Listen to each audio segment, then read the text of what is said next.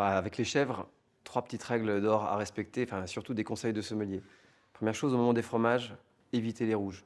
D'abord parce que vous avez bu la majorité du temps tout ce que vous avez imaginé, apprécié en termes de grand vin, de complexité, et c'est le moment en fait où les papilles sont les moins réceptives. Donc en termes de choix de vin, moi je vous conseille de rapporter un petit peu de dynamisme et de fraîcheur avec des blancs qui épousent, on le sait bien, beaucoup mieux les protéines lactiques que les rouges, puisque les tanins ont tendance à précipiter avec les rouges. Donc focussez vos choix sur les blancs.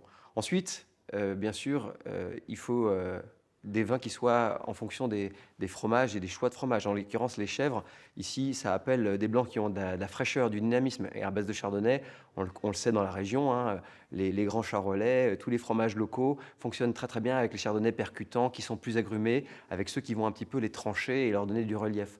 Alors, il faut bien sûr penser à la maturation de ces fromages. S'ils sont plutôt frais, eh bien, il faut favoriser plutôt les millésimes jeunes. Et puis, si on a des fromages un petit peu plus affinés, il faut aller chercher des bouteilles un petit peu plus à maturité. Mais pour un bon compromis, voilà, ce simple chardonnay de la côte, de côte chalonnaise là, offre le parfait contraste, l'agrume, la poire, les notes évidemment un petit peu noisetées qu'offre le chardonnay quand il commence à se fondre un petit peu.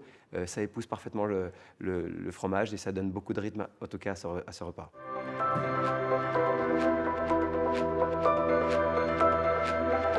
En tout cas, chapeau au vigneron de Bussy pour la collection Mille Buis.